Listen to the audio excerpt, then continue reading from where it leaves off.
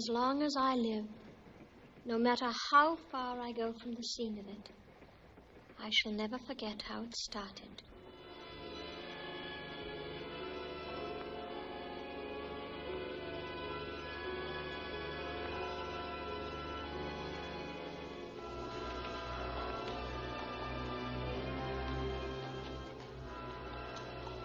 In those days, I lived in Coin Street near Waterloo Bridge. I had a strange feeling that someone was watching our lodging house. I was working in the chorus at the Cambridge Theatre, and several nights when I came home late, I caught a glimpse of a figure lurking in the shadows. Of course, at that time, I had no idea of the connection between this stranger and my friend Daisy Arrow. Daisy! Oh, so you are in. What's the idea not answering? I didn't know it was you. I say, you left your blind up. Don't do that. Blimey, you are in a stew. Sorry, Belle. I'm rather jumpy. Oh, is it, Daisy? I don't want to talk about it. Oh, come on, you can tell me. Well, have it your own way. Is he rich? Please, Belle. I just popped in to ask you something, 'cause you got such good taste. There's a sale of feather boas tomorrow at Obbs & Son at Waterloo Road. I thought if I could go in there in the morning before rehearsal, maybe you could come down and... You have to excuse me, Belle. I have a dreadful headache. I'm sorry, dear. Can I make you a cup of tea? No, thanks. Righto. I'll see you in the morning. Night. Good night.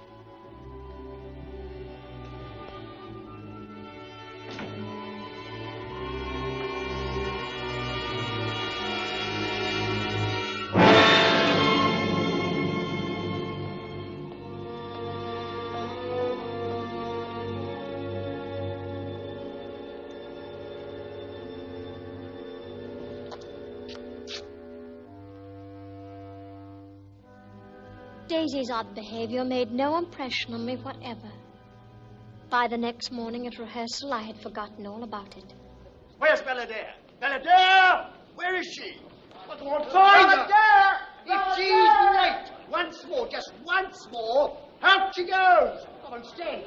Oh, Mr. Fothergill, I'm that sorry, and I was here all the time. I hadn't the faintest idea you wanted me. You hadn't the faintest idea. Well, get in line and take it from the chorus and make it lively. Are you ready? 1, 2.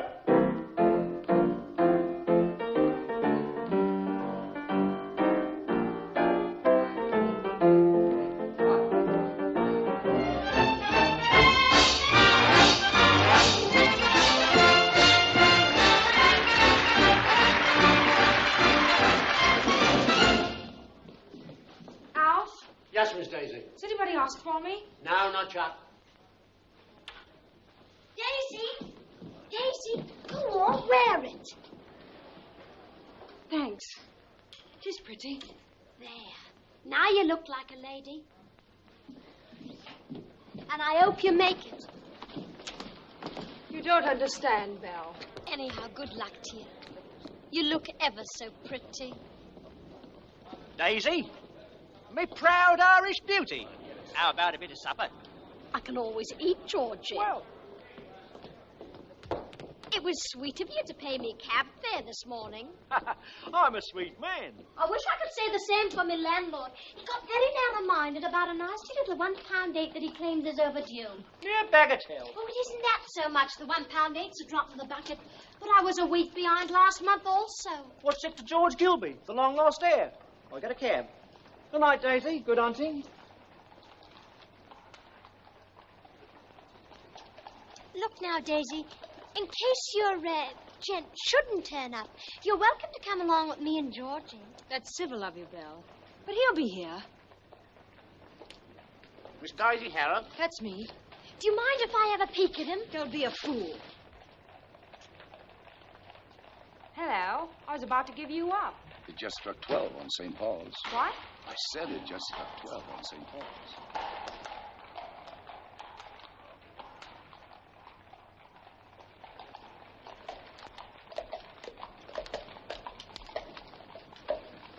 I tried to get a peek at Daisy's friend. I liked his voice. Sort of foreign-like. I wonder where Daisy found him. Oh, probably some Italian or Portuguese prince. The town's crawling with them. Crown and bottle. Righto.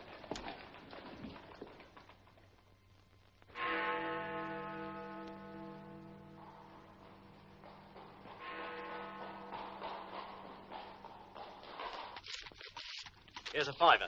How's that? Oh, thank you, Georgie. Of course, it's only a loan. You're so kind. Oh, I'm a blooming fool about you, Belle, and no mistake. Oh, no, please. The cabbie might see you. You weren't afraid he'd see me giving you that fiver? Not now, Georgie. We'll soon be at me lodgings. And you'll be afraid the landlord might No, see I us. won't, Georgie. Please, Georgie, I want to talk to you. We can talk tomorrow. No, I want to ask your advice on something because you're such an intelligent man. Oh, what do you want my advice on? Georgie, how do you get to be a lady? What? How do you get to be a lady? How'd you get to be a lady? You are a lady duck. No, I'm not. Not a real one. You feeling all right? Ain't got a fever? No, I'm serious, Georgie. It must be wonderful not to have to pretend. I mean, a lady's so sure of herself. The way she walks, the way she talks. I've watched them at the theatre. The real ladies. You've only got to glance at them and you know that they are. Me now, tradespeople and servants look down their noses at me. They know what I am. Yeah, now, Duck, enough of that talk. Lady or no lady, you're my cup of tea. Georgie, please. Georgie, please. Please, Georgie.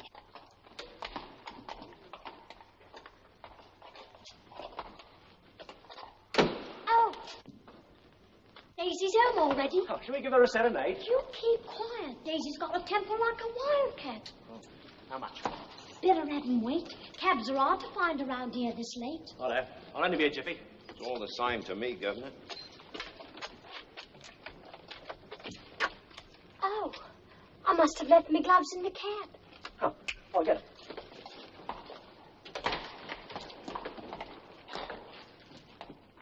I don't see any sign of him, Duck.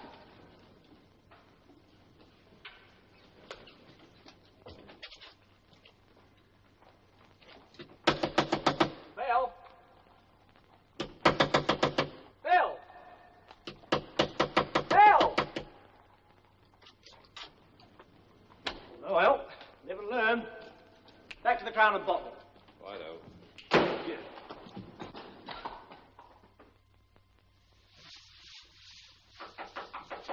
Keep your shirt on. I won't be a minute. Oh, all right, all right. I'm sorry to keep you waiting. Well, that's a game that two can play. Never mind, never mind.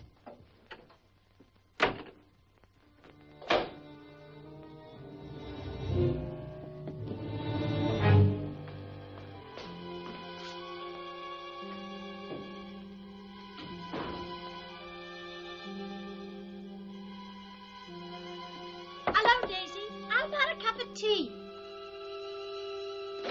I saw your top. I must say he's rather handsome. Oh, come on now. No games. I saw his lordship in the...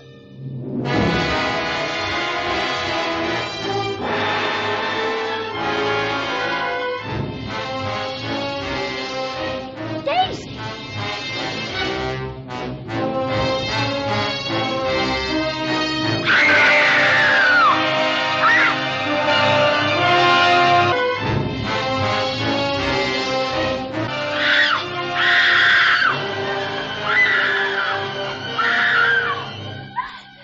What's wrong? It's Daisy. She's dead.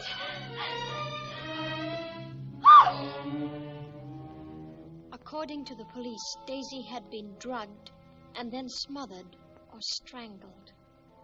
They questioned us for more than an hour and took samples of the tea that was left in our half-empty cup.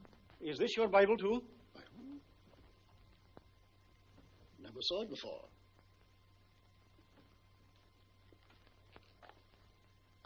I don't think it was Daisy's. How do you know?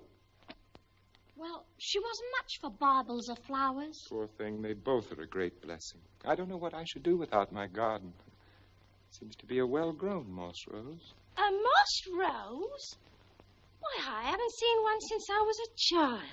They don't mature well unless they have a very acid soil. I hope you haven't lost the place it was in, sir. Oh, good heavens, how careless of me. But then I don't suppose it matters much. It might be very important, sir. It was on page 132, sir. How do you know? Well, I looked. Just before you came in. My mother always used to mark her place like that, only she used a sprig of pennywort. When did you say you left the West Country? I didn't say, sir. But how could you tell that's where I'm from? Pennywort prefers to grow in the West Country. Moss rose is more capricious. One is apt to find it almost anywhere in England. Well, at least we can concentrate our search on England, eh, Evans? England is a pretty big place, sir. If we have to search all the gardens and all shires looking for moss roses... You wouldn't discover any. The moss rose is out of season now. Then where did this one come from? That is precisely what we must find out.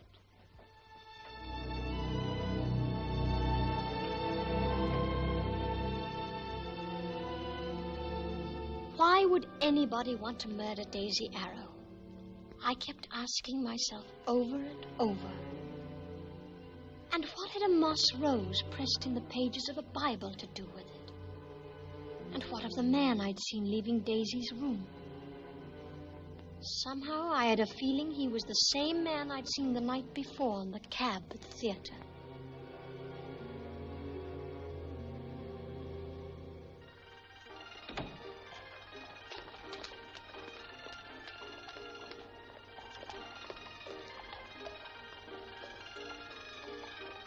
I had forgotten all about the cab and the white horse until then.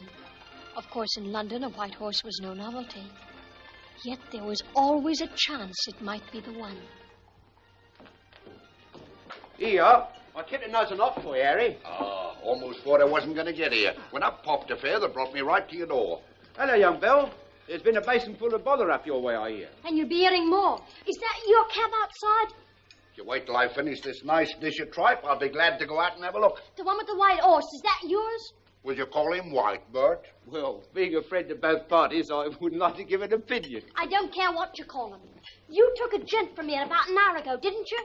Who says so? A dark, foreign-looking gent in a grey hat and a light raglan. I've carried dark, foreign-looking gents in grey hats. I've carried dark, foreign-looking gents in light raglans. But I don't remember as if I've carried one as wore both. No, my dear, not if you gave me a stack of Bibles that I to kiss, one on top of the other, and me a God-fearing man to boot. Where'd you take him? Oh. That gent. What gent? The one you took away from here. I don't remember saying I took anybody. Hey, Bert, me lad, how about another off point? Help yourself. I'm busy. Righto. Now, look here, mister. You tell me where you took that gent, and I'll buy you the off-counter bitter. I can buy me own, thank ye. Now, look here. You take my advice and leave gents alone. They're not for the likes of you. You'll only borrow trouble, as you probably have already. The likes of me? Who do you think you're talking to? I knows a real gent when I sees one. And I knows you lasses that go fooling about where you don't belong. You keep your place and make 'em keep theirs. You'll be better off, mark my words. How do you know I'm no lady? Well, first place, you don't dress like one. Second place, you don't talk like one. Third place, you don't act like one. He's looking at you. I catches your eye. Where did you learn to say that? What? I catches your eye. Oh, my father always said it. Your father? Where did he drive a cab? He had a stand in Piccadilly. In Piccadilly? Why didn't you say so? What was his name? Pat Linton. Pat Linton? I never knew him, but I knew fellas are dead. Good friends of mine. He's dead now, eh? Paul asked, did that bloke in the cab do you wrong? That's my affair. Pat Linton's daughter.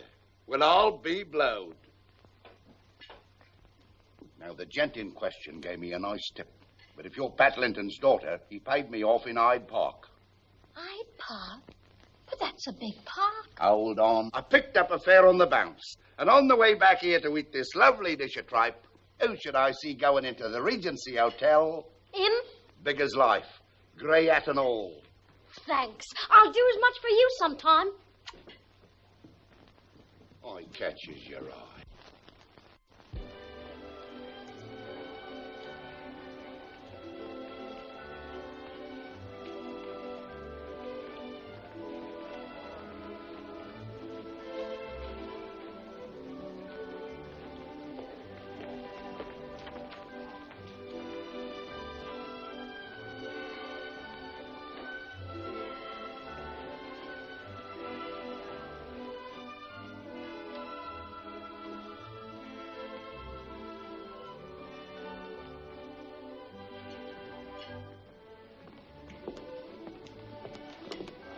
This way, milady. Oh, there he is. Hello, Michael. Mother. What in the world are you... Hello, Audrey. Strange, I was just thinking of you. Were you, darling?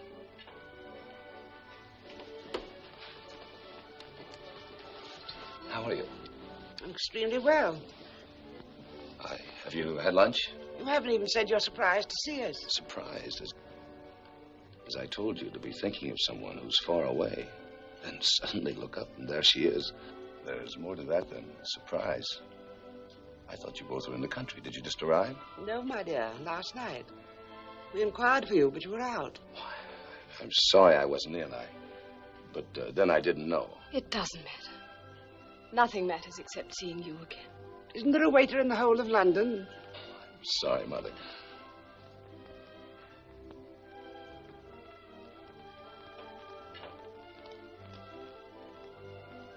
You'll leave with us tonight on the 6 o'clock train. I'm afraid I can't.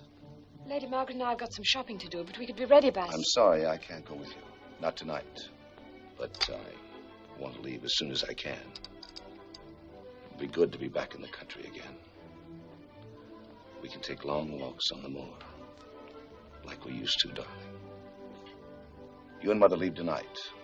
I promise to join you, well, as soon as I can.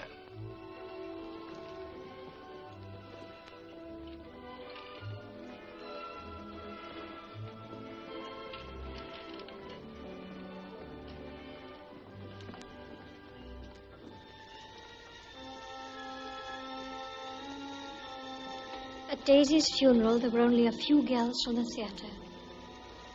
All through the ceremony, I kept thinking about the man in the light coat. I had a feeling he was somewhere near, watching us.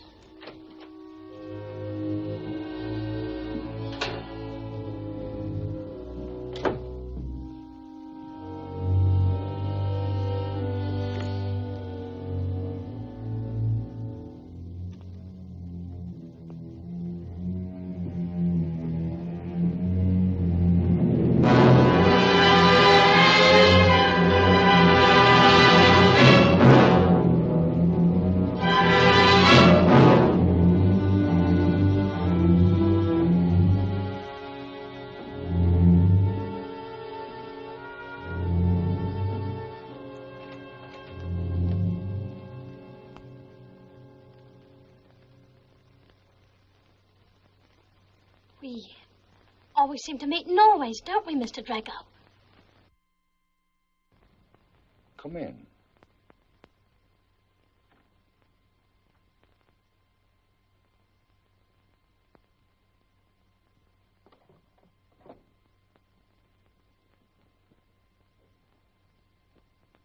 They certainly do you well here. I had a friend that lived here once, but he's gone to India. Jack Sinclair, do you know him? Well, aren't you going to offer a lady a chair? Who are you? My name's Belladea. What do you want? I live on the same floor as Daisy Arrow. I saw you coming out of her room Sunday morning. Don't you remember me? I've never seen you before in my life. Oh, yes, you have. I saw you when you called for Daisy at the stage door Saturday night. I was with her. You're mistaken. I've never heard of anybody by the name of Daisy Arrow. You're a cool one.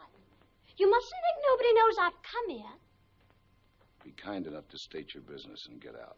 I wasn't the only one that saw you at the stage door. I had a friend with me. He saw you plain as I did. You cheap little blackmailer. We're not discussing blackmail, Mr. Drago. We're discussing murder. Murder? You mean you haven't even been curious enough to read about it in the paper? You can't scare me. You killed Daisy Arrow.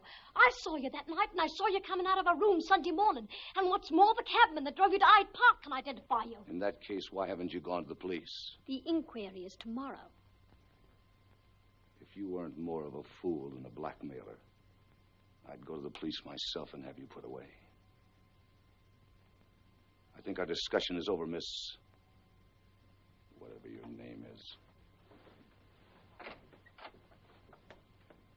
You'll be sorry. It wasn't much I was going to ask. I'm asking you to go. That's not much either. You're making a very big mistake, Mr. Drago.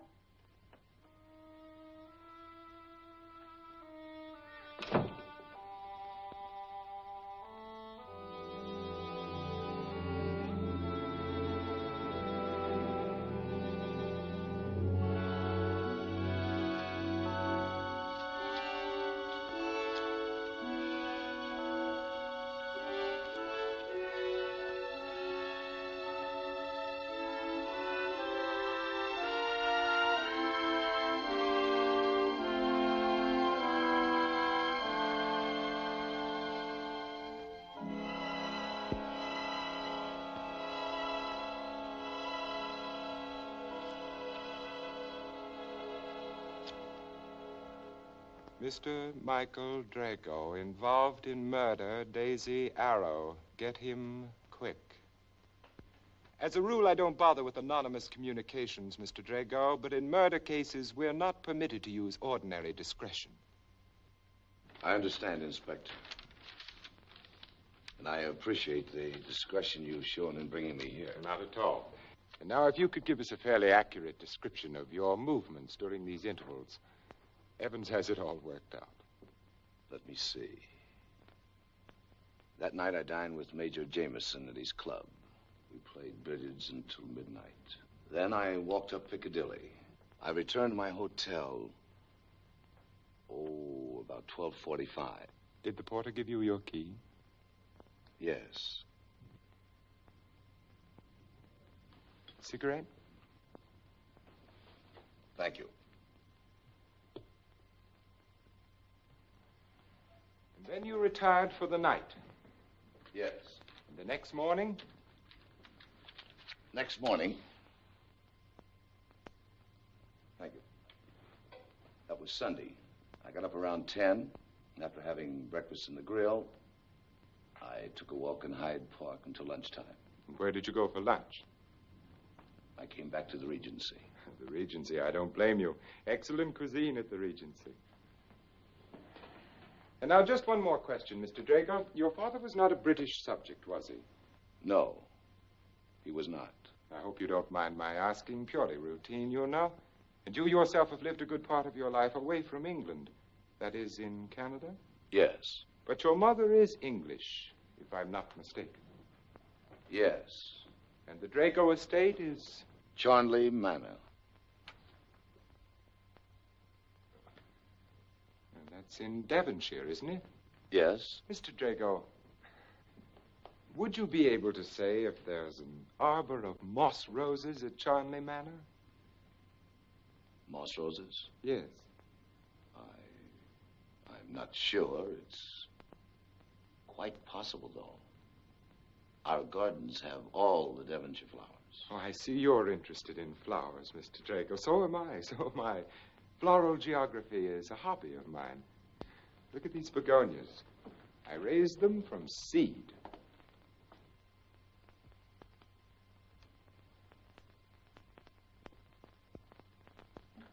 Evans? Yes, sir? Please ask Miss Adair to step into your room for a moment. Place her as close to the door as possible so she can hear clearly and at the same time not be able to see anyone in this room. Yes, sir. And also ask Mr. Stevens and Mr. Thompson to come in here. Yes, sir. By the way, you don't know Miss Adair, do you? Miss Belladere? No, I don't think so. Why, did she say she knows me? No, she didn't. I hate to trouble you with all this falter on Mr. Drago, but Miss Adair claims she saw the principal suspect in a cab when he called for the deceased at the Cambridge Theater the night of the murder. She also heard him speak to the deceased. I never place much reliance in these voice tests, but this girl insists she can recognize the voice. So just for the sake of a clear record, I wonder if you'd mind submitting to a test. Why, you don't give me much choice, Inspector. I have none myself, Mr. Drago. I don't doubt your word, but certain areas in your statement leave room for reasonable conjecture, which I hope this voice test will eliminate. Come in.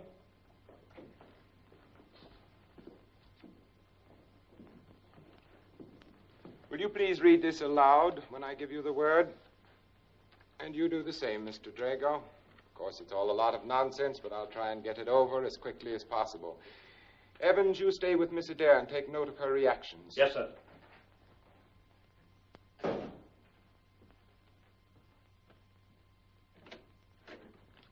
Come in, please, Miss Adair.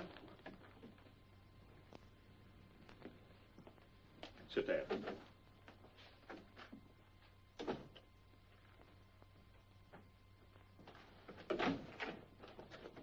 Ready, sir? You're early. It just struck 12 on St. Paul's. You're early. It just struck 12 on St. Paul's.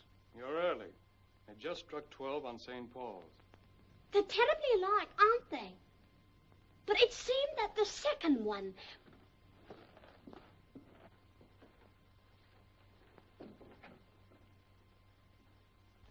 The second one, she said, although she wasn't absolutely positive.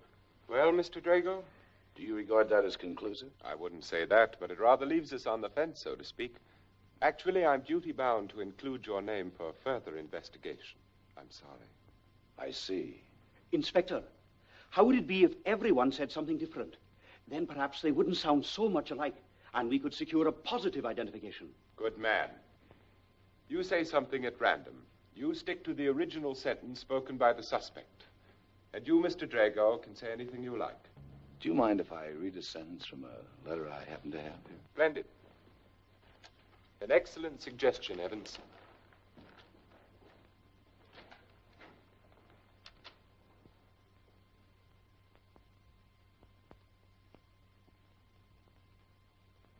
You're early.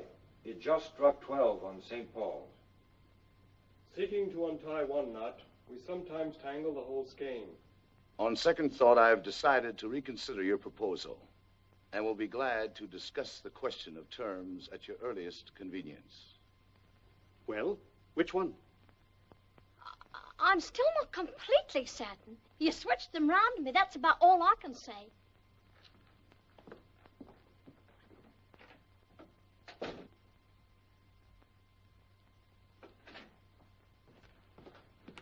Please follow me, Miss Adair.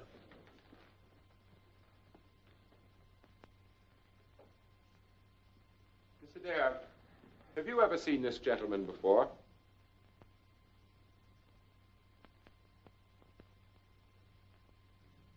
Well, Miss Adair? His type isn't unfamiliar. What sort of an answer is that? Look here, Miss Adair, either you recognize him or you don't recognize him. Is this the man you saw coming out of that room? I wouldn't want to hurt an innocent person. Is this the man you saw coming out of Daisy Arrow's room the morning of the murder? Well, answer me, Miss Adair. Is he the man? I was that startled that I don't remember. That will be all for now, Miss Adair. When we need you again, we'll send for you.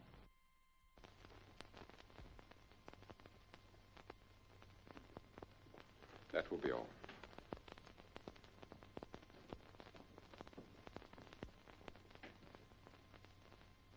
Well, Inspector, any further need of me? Not at the moment, Mr. Drago. Not at the moment. Again, I regret you've been subjected to this inconvenience.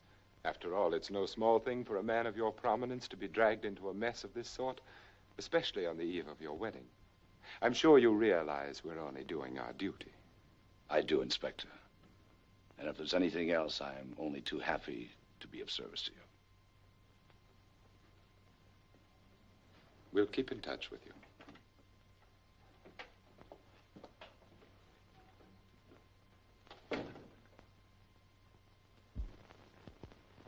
The next morning, there was a note under my door telling me if I came to the Shaftesbury Gallery at 3, I would learn something to my advantage.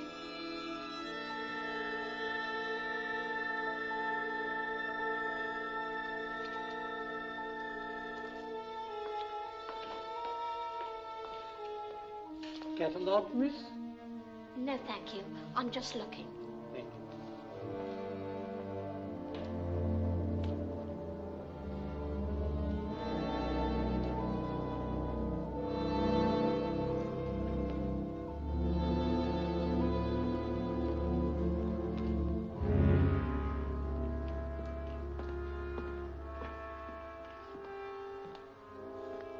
lifelike, isn't she? I suppose she was in the front row in her day. My word, times do change. I got your message. I came as soon as I could. It must be nice to have your picture painted. Look at all the admiration people pay you. Do you mind if I do my painting without admiration?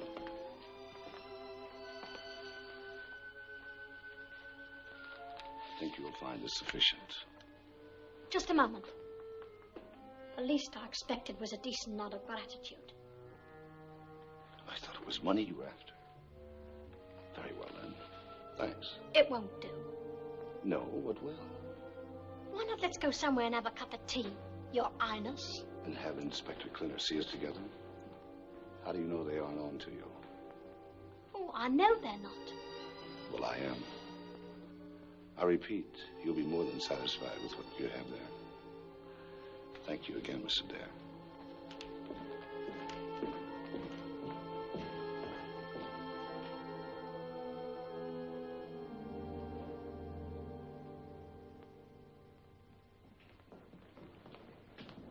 You're leaving now, Mr. Drago? Will you send my bill on to Charnley, please? Certainly, sir.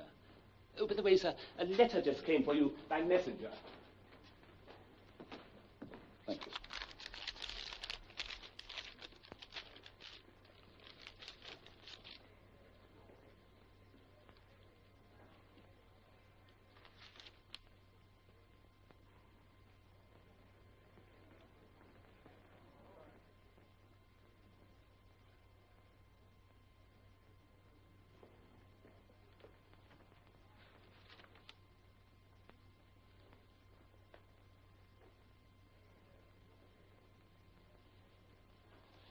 I find my plans have changed. I shan't be leaving tonight after all. Very good, sir. Take Mr. Drago's bags back to his room. I'm glad you're staying on with us, sir. Good cab, Mr. Drago.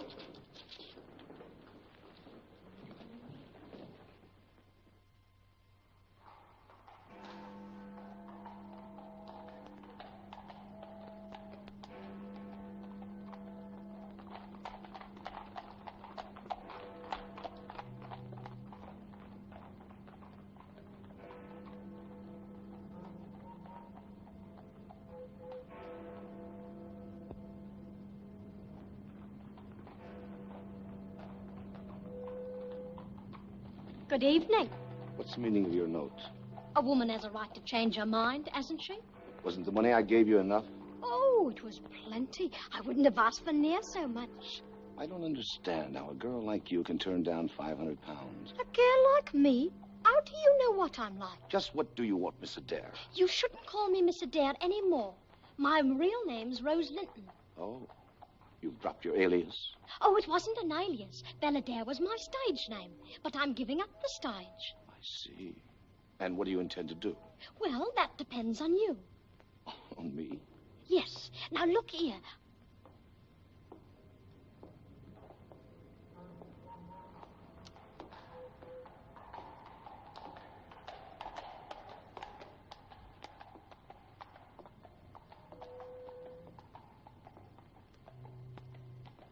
Why don't you call him?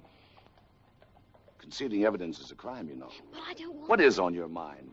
Apparently you're convinced I'm guilty. Of course I am. Otherwise, why'd you try to buy me off? Because you could have made things even more difficult for me than they already are. You're still willing to bargain with me, aren't you? I made you an offer that was more than fair. You turned it down. Oh, it isn't money I want. It's something I want much more. Well? I found out from the porter at your hotel you're leaving London, going to Charnley Manor. Take me with you. What? Take me with you to Charnley Manor. Take you with me? Are you serious? I am. Of all the ridiculous... You don't understand. It's something I wanted all my life. When I was little, I lived with my dad in Shoreditch. You know what that's like? I don't think you do. My dad drove a cabin. He wasn't owed much. I was left alone a lot. I had to make up games for myself. And the game I loved most was pretending I was a lady at a great house. Ever since I was that I dreamed about staying at a great house in the country. With butlers and footmen and maids. Breakfast in bed every morning. And if I wanted something, just ring for it. It'll only be for 2 weeks. That's all I'm asking. Let me go to Charnley Manor. Just for 2 weeks. But that's preposterous. No, it isn't. If You don't think for one moment you could get away with it? Well, you'd be miserable. just give me the chance. I'm sorry, but the whole thing is just too ridiculous. You won't do it? No. In that case, I suppose I'll have to go and call on Georgie. Georgie? George Kilby. He's the bookie chap what was with me the night Daisy got into your cab. Remember? So he's in this with you? Not yet, and he needn't be. Think it over, Mr. Drago. Think it over carefully. You know where to get in touch with me. Ta-ta!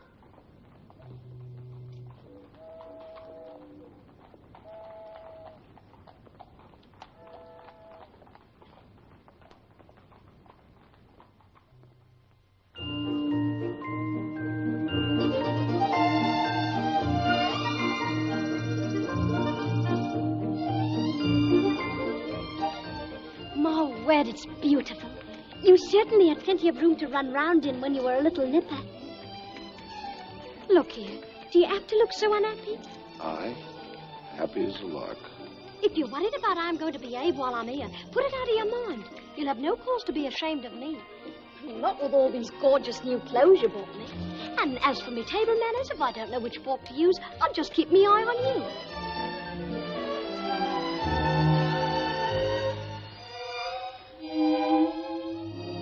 My word, it's a regular palace. You should stop exclaiming my word at everything you see. I can't help it. Everything's so grand and green. The air smells so nice. And my word, how the sun shines. People in town don't know what they're missing.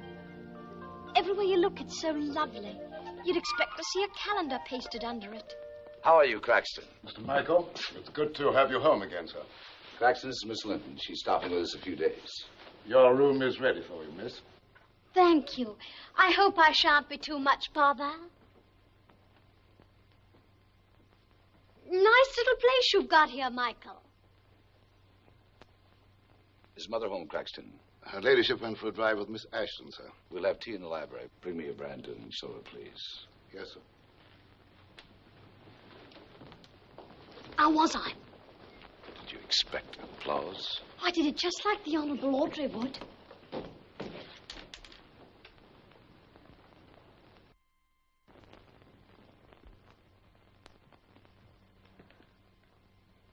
Being a lady in a place like this ought to be no blooming trouble at all. No?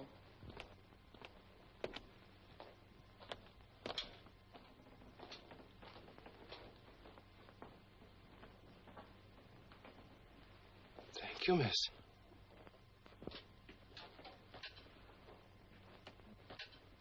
But to bring her here, it's absolutely inexcusable. Aren't you taking it too seriously? Lady Margaret, how would you feel in my place? Oh, I don't think there's any cause for alarm. He wrote he'd got in some difficulty, and she'd helped him out of it. Some difficulty? There was nothing in the letter to show that he had any real interest in the girl. But to bring her crashing in here just when we're about to get married. Oh, my dear, you know Michael. Oh, you should by now. Michael's just as he is. You have to take him or leave him, and I think you've made up your mind to take him. He inherited two things from his father. Good looks and the talent for making women unhappy. What can I do? I love him. Don't we all? Get along, Ginger. Hello, Michael. I didn't know you were here. Hello, Mother. You know, I've been trying out that new cob of yours, Michael. He's not as bad as he looks. I've never known anything to really satisfy you, Mother. Mother, this is... I know who this is. How are you, Miss Linton? I've been looking forward to meeting you. I'm glad to be here, Lady Margaret. It's good to see you again, darling. Dearest. Audrey, this is my friend, Rose Linton. How do you do? I understand you did Michael a great favor. Oh, I didn't do anything, really. According to Michael's letter, you did. And we're very glad to have you here. Now run up to your room and wash your face. My face? Is it dirty? That's not your own color, is it? It certainly is. It's too good to be true. Turn round. Good head, good bones, nice conformation. She has style, Michael. Real style. I'm not a horse. Now look here, young woman. If we have to put up with you, you have to put up with us. If I have anything to say about a person, I say it to their face. There's no beating about the bush in this house, and the sooner you learn that, the happier you'll be. Now come over here and pour me a cup of tea. Then we can have a nice chat. She has a bold way of looking at people that I like.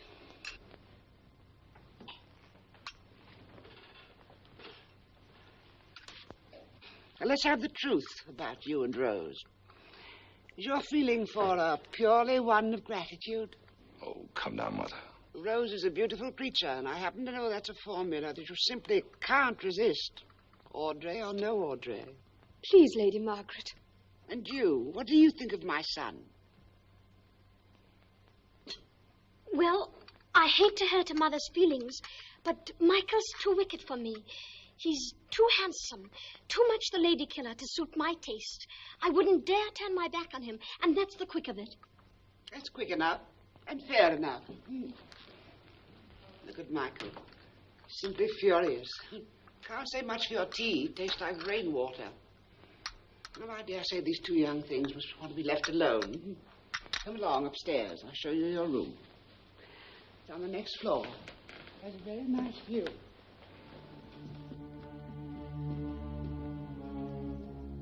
This is such a wonderful house. I went to the public library and looked up pictures of it. I'm really very fond of it. I don't wonder. You see, our family's lived here for generations. We were all born here. Michael was born here. Here's your room, Rose. I hope you'll be comfortable. Oh, it's so nice. If there's anything you want, ring. Dinner's at 8. Thank you, Lady Margaret.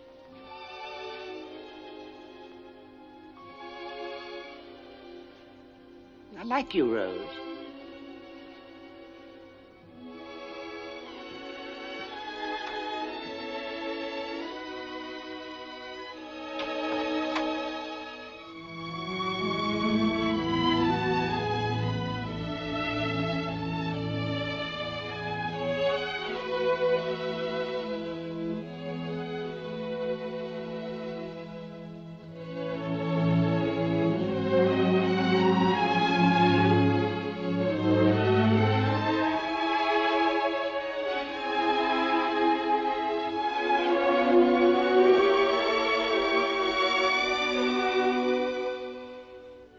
Anything you want, just ring.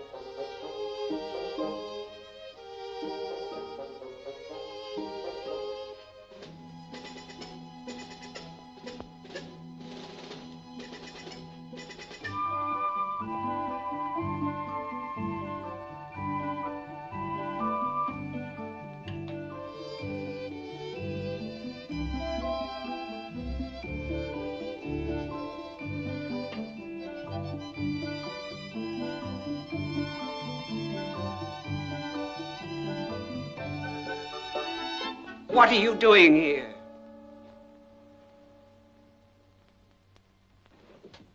How dare you come into this room? I'm sorry. The door was unlocked. Did I do something wrong? You're the first person who's been into this room, except myself, for a great many years.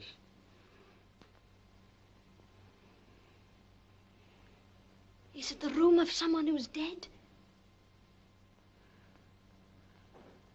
It's Michael's room, when he was small.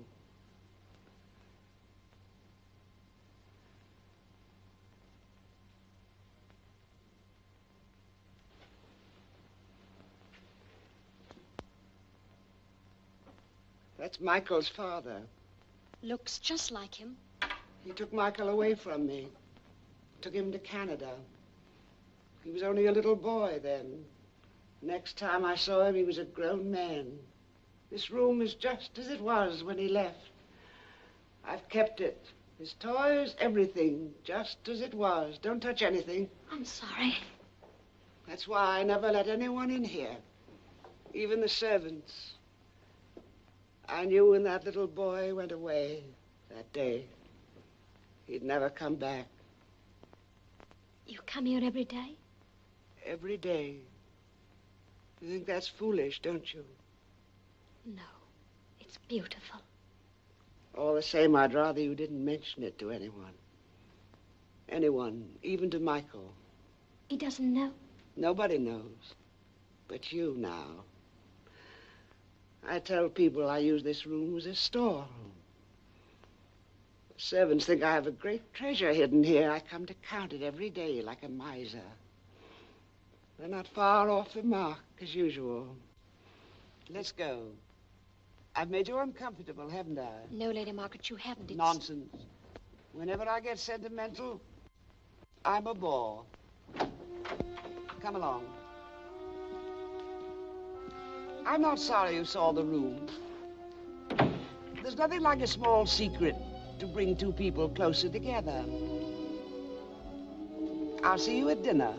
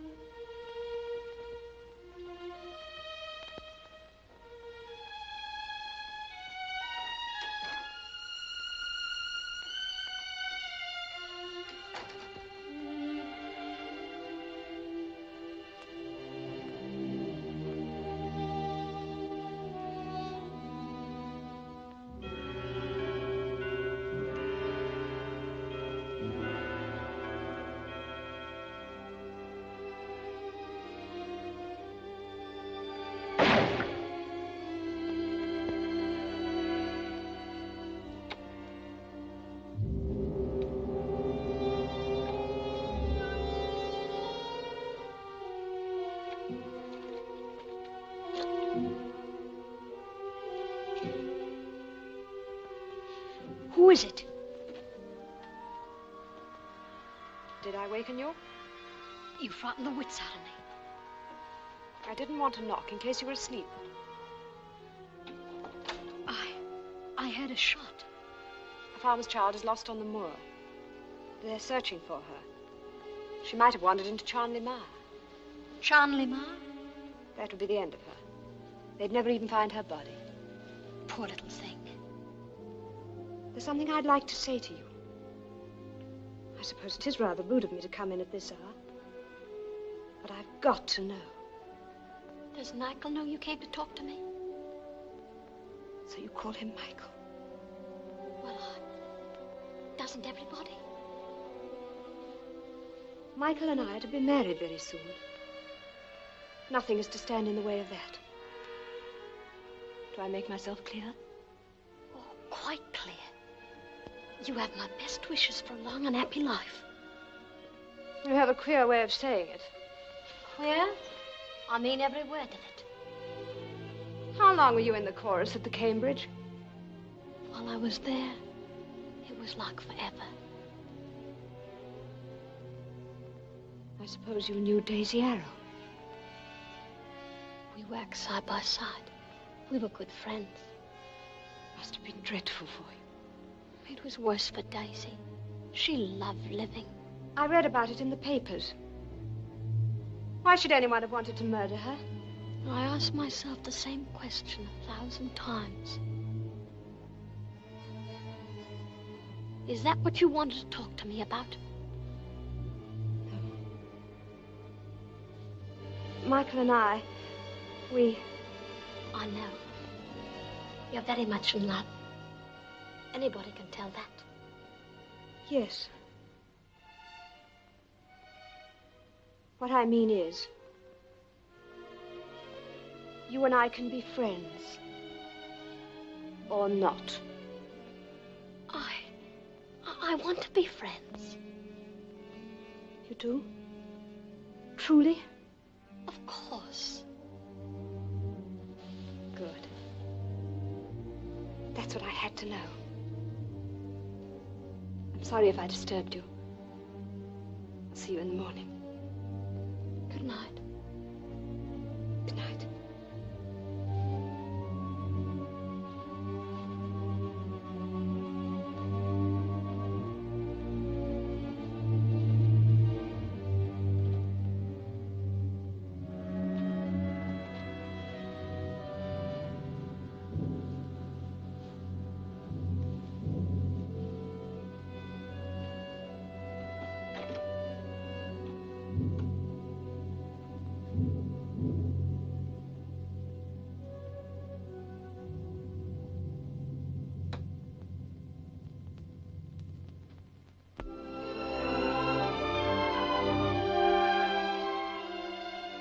As I look back now, it seems those days were the happiest of my life. And when Audrey went up to London to get her trousseau, Lady Margaret couldn't have been more kind had I been her own daughter. But the greatest change of all was in Michael. The moment Audrey left for London, it was as if some strange veil had been lifted, and he was completely another man. He taught me to ride. And Lady Margaret insisted that I wear one of Audrey's riding habits. Whenever I made little mistakes, or my manners were not what they should have been, Michael corrected me, but always gently and patiently. And never once did he mention London or the circumstances which had brought us together.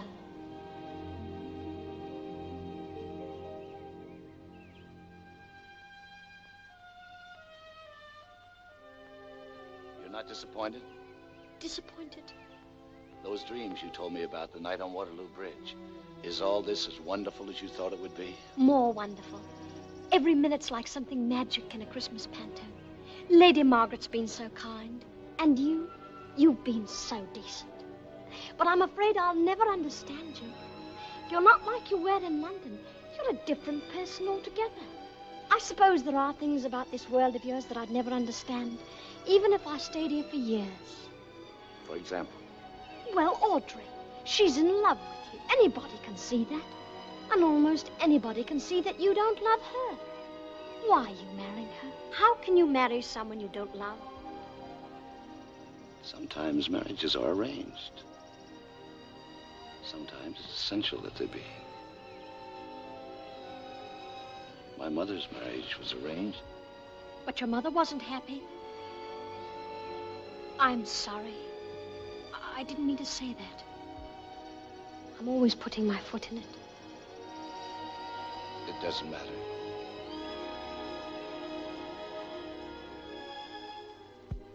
You're not afraid of me, are you?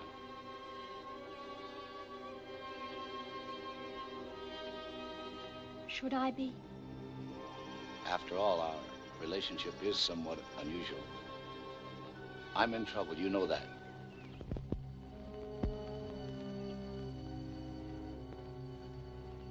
We'd best be going. We shan't be in time to meet Audrey. She'll be on the 4 o'clock train.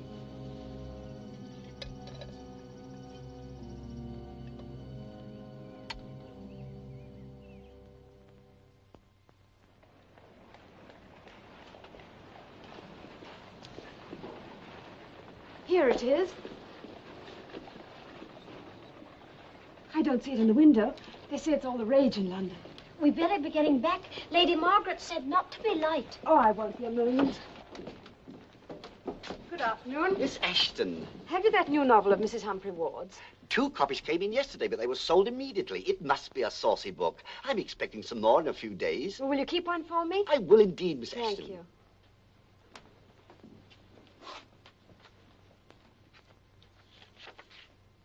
I'll have this.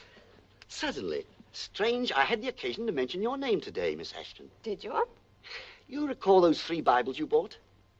Yes. I just mentioned the fact to a couple of gentlemen from London who were making a survey on the sale of religious books. You told them I'd bought 3 Bibles. I did, yes. I told them it was a healthy sign in a world of sin when one person buys 3 Bibles at one time. Will you send that for me? I will, Miss Ashton. Come, Rose. You won't forget about the other book. I'll put it aside for you, Miss Ashton. Good day. I beg your pardon, sir.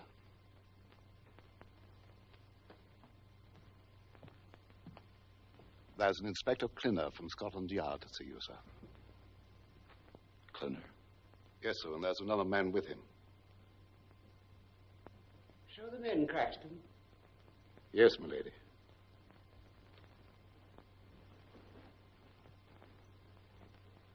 Will you step this way, gentlemen? I think it'll be amusing to have tea with a couple of detectives. Good afternoon, Mr. Drago. Inspector. Sergeant. Mr. Drago? Mother, this is Inspector Clinner and Sergeant Evans. You're just in time for tea, gentlemen. Or would you like something stronger? Neither, ma'am, thank you. I'm sorry to bother you like this, Mr. Drago, but it couldn't be avoided. We came to see you about your fiancée, Miss Ashton. Miss Ashton? What on earth could you want with her? Well, it's nothing of any consequence, I'm sure. We were just checking up on some loose ends in the Daisy Arrow case, and I thought you'd prefer us to discuss it with you instead of bothering the young lady. I don't know whether you recall, Mr. Drago, but a Bible was rather an important item in the Daisy Arrow case. Yes, but what does that to do with Miss Ashton? Well, I'll be brief as possible. This Bible, it seems, was published in rather a large edition. But in looking over the sales lists, I found that your local bookseller here in the village had purchased a dozen copies. Insomuch as you had been questioned in the case, we were naturally curious as to the disposition of those particular Bibles. I still don't see the connection with Miss Ashton.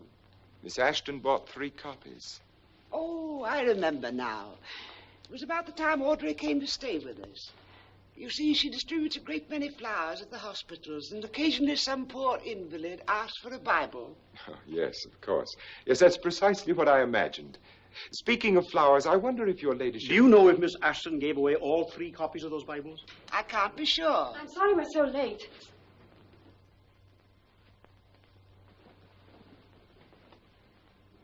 Darling, this is Mr. Clinton and Mr. Evans, some friends of mine from London who were just passing by. My fiancée, Miss Ashton. How do you do? Miss Ashton. How do you do? And this is Miss Linton, my companion. You'd better run along now. The dressmaker's been waiting for you for hours. Oh, dear, I forgot about the poor thing. Come, Rose. Well, it's late and we must be getting on. Oh, by the way, there's something I wanted to ask your ladyship. Yes. Well, that's curious. I seem to have completely forgotten it. Well, it couldn't be very important. Oh, yes, I know what it was. Flowers are a hobby with me. Your son mentioned that you had an arbor of moss roses here at Charnley Manor.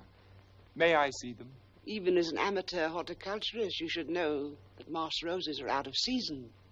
I know that, milady. You think I'm a magician. I'm not. But my gardener is. I'll be glad to show them to you. That's most kind of you. Come along. Goodbye, Mr. Drago. I'm sorry to be such a constant nuisance. That's all right, Inspector. Come along, gentlemen. We'll be leaving for London on the afternoon train tomorrow. Meanwhile, we're at the inn in the village.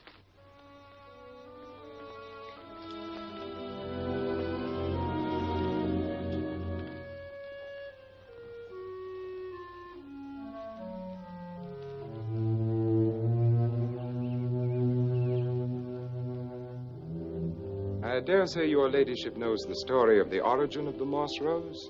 Do I? I'm not sure. Once upon a time, there was a princess who had great virtue and a kind heart. But the king, her father, was very miserly, so that all of her charities had to be done in secret. Well, as she was leaving the castle one day, carrying bread for the poor, the king accosted her and demanded to know what she had hidden in her apron. Roses, she replied. And when he snatched open her apron to see, the bread had indeed turned all to rose upon rose, just like these, moss roses. How lovely. You deserve a flower for that story. You must cut yourself one while I watch out for the gardener. He's furious if anyone touches them.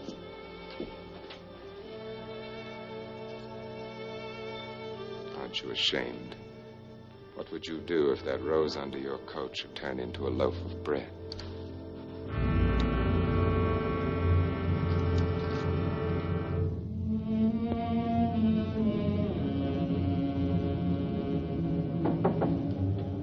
Who is it? They told me you ordered a carriage from the stables. Why are you leaving? I want to know why. Because I'm afraid. Afraid of what? I can't stay here another minute. There's a train for London at 5:30. But what's the reason for all this? Please, I can't tell you. You must tell me.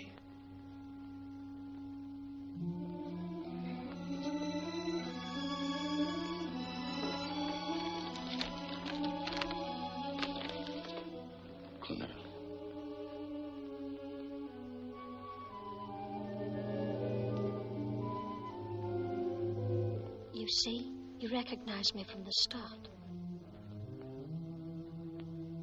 When did you get this?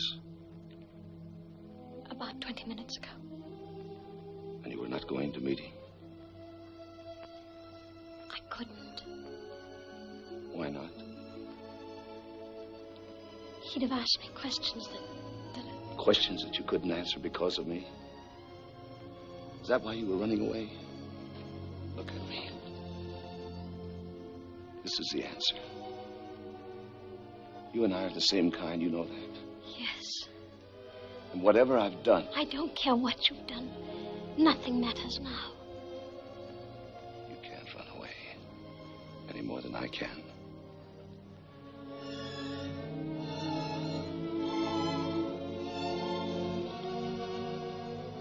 I've got to tell her. Tell who? Audrey. Audrey? That must be taken care of first. But you can't tell her. There's nothing else I can do. She loves you, Michael. She wouldn't give you up for Daisy. She'll never give you up for anyone. She'll have to.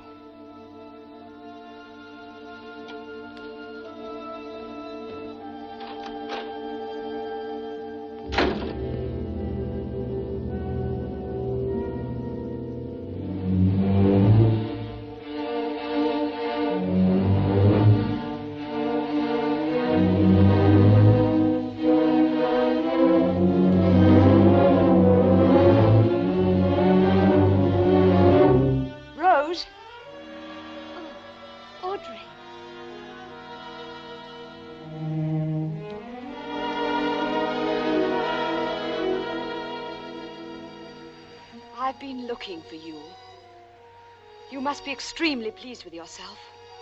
Yes, I can tell that you are. You smug little hypocrite. What? I'm sure you think you've been frightfully clever. Well, it might interest you to know that I knew what you were doing all along. I don't know what you're talking about. about. Oh, don't be naive. From the moment you blackmailed him into bringing you here, it's obvious what you were after. Michael has just told me. Told you what? Our marriage is postponed. That's the polite phrase the newspapers will use. But I'm sure my friends won't be so generous. I'm sorry, Audrey. Really, I am. Sorry? What a liar you are. This is exactly the way you planned it. All the time you were taking advantage of Lady Margaret's hospitality. And when I went to London to get my trousseau, I've done nothing to be ashamed. No. Perhaps people have no sense of shame in Shoreditch. That's where you came from, isn't it? You deliberately set out to break up our marriage. Did you fancy he'd marry you? What a high price to set on your affections. when I'm sure they could have been purchased in London for 2 shillings. I haven't finished. I've heard all I care to. There's just one flaw in your ambitious little design, one thing you overlooked.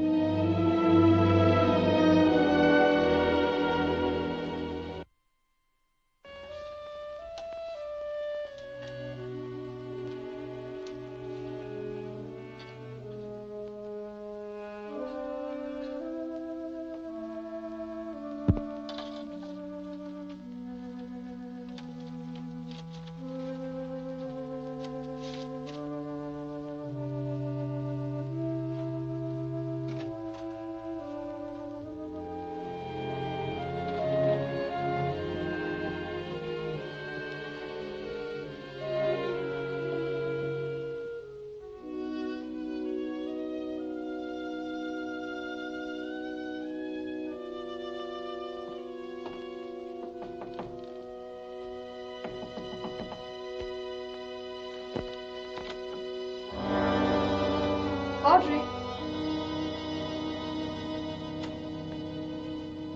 Audrey?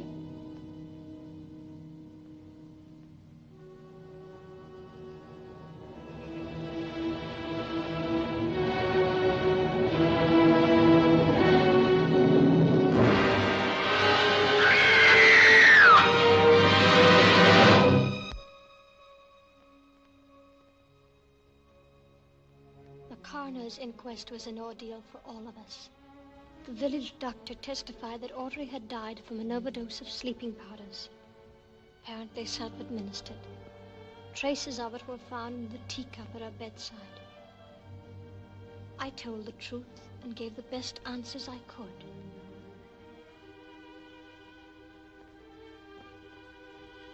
Inspector Clinner did not appear at the inquest, and evidently the local police placed no significance on the presence of the Bible on the moss rose.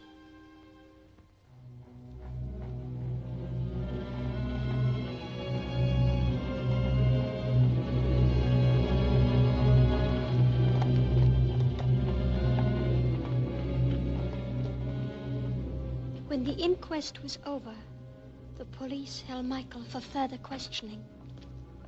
And that night, Inspector Clinner sent for me.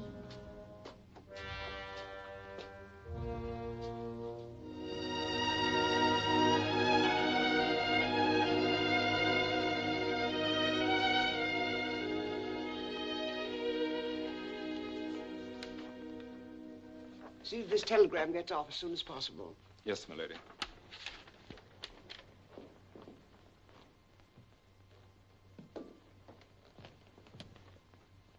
Rose, you're back. I just wired my solicitor in London to engage Sir John Harker. He's the cleverest counsel in England. Sit down, my dear. Tell me what happened. Let me have your hat.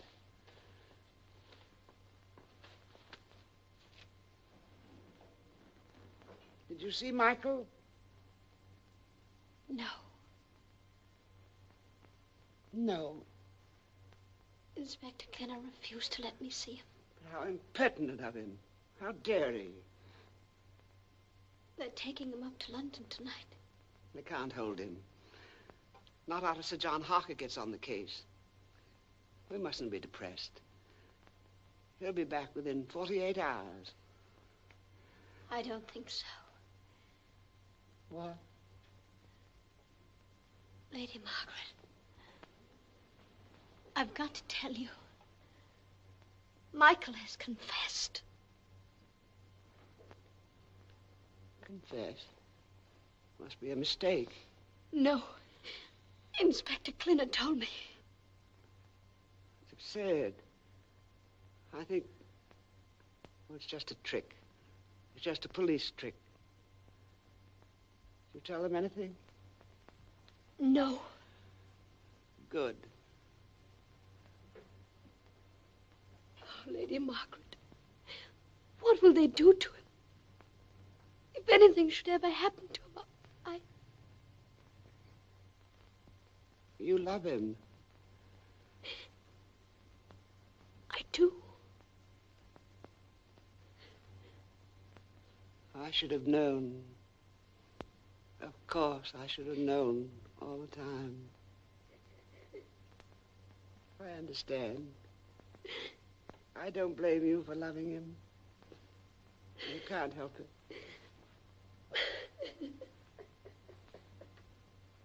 Here. Thank you. Oh, Lady Margaret, what are we going to do? I think you've taken all that you can stand today. Come along upstairs and rest. Oh, but I couldn't sleep. You can try. Come along.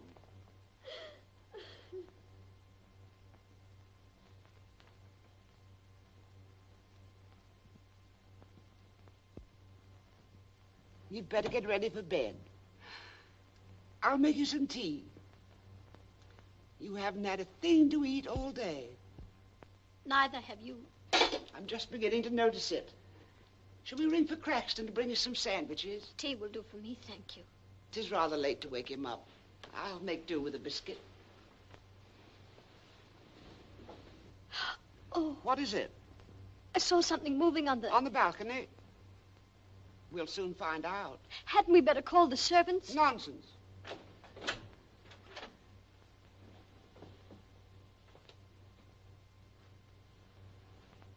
Nobody there. You must have seen a shadow from the trees. I'm sorry. I'm awfully jumpy. No wonder with all you've been through.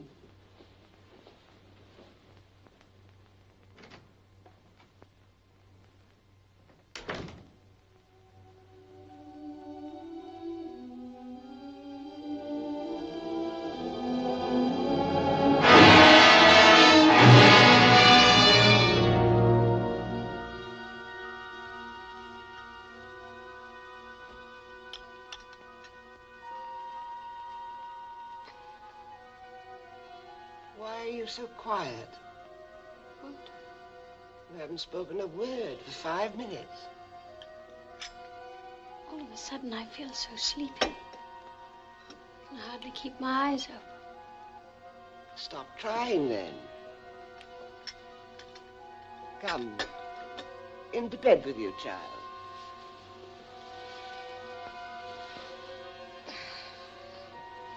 Good night. Good night.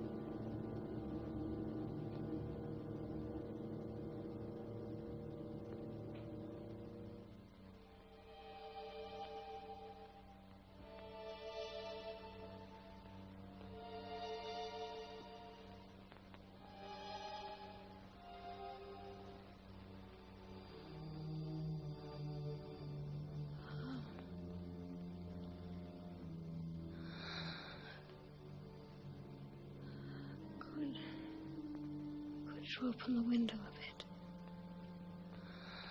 Why? I can hardly get my breath.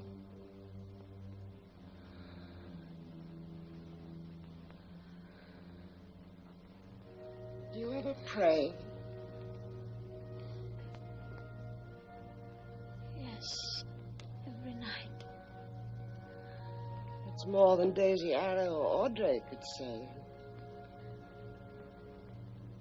My mother always always made me. But I was too sleepy tonight.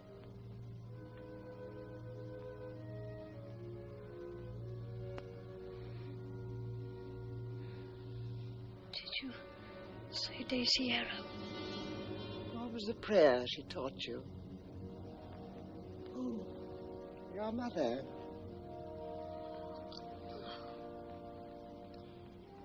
Now I lay me down to sleep.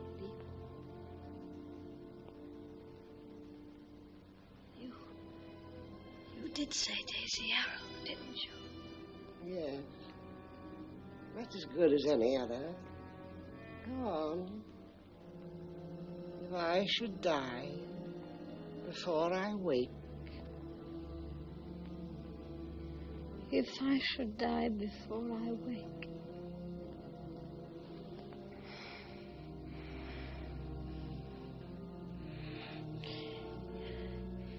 You said Audrey, too. I pray the Lord my soul to take. Amen. Amen.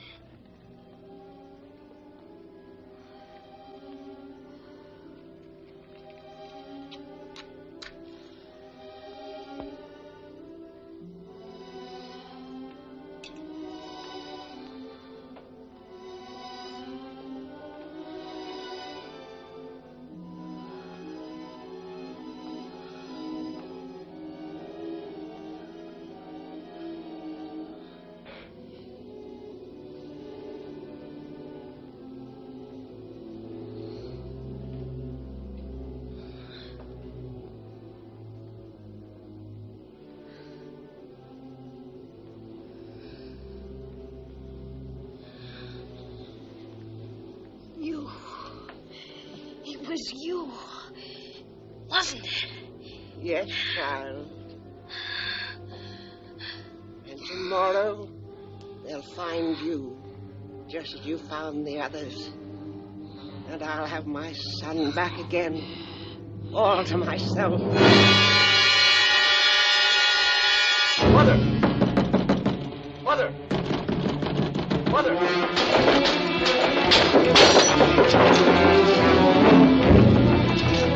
Get the door.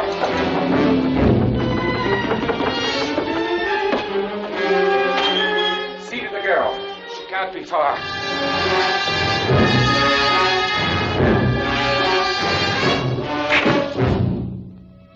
His boat!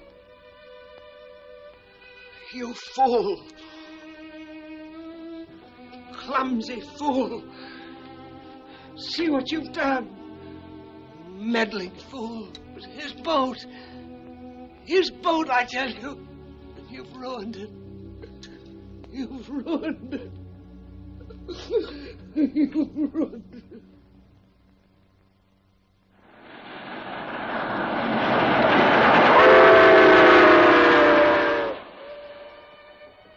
And now I'm thousands of miles from Charnley Manor and London. The places and things I've known all my life. Lady Margaret is dead. But all of that is in the past, and there I must keep it. Come in. We'll be getting into Toronto in 15 minutes. If you'd like me to take care of your luggage or arrange for a carriage at the station for you, I'd be very glad to. No, thank you. There'll be someone meeting me.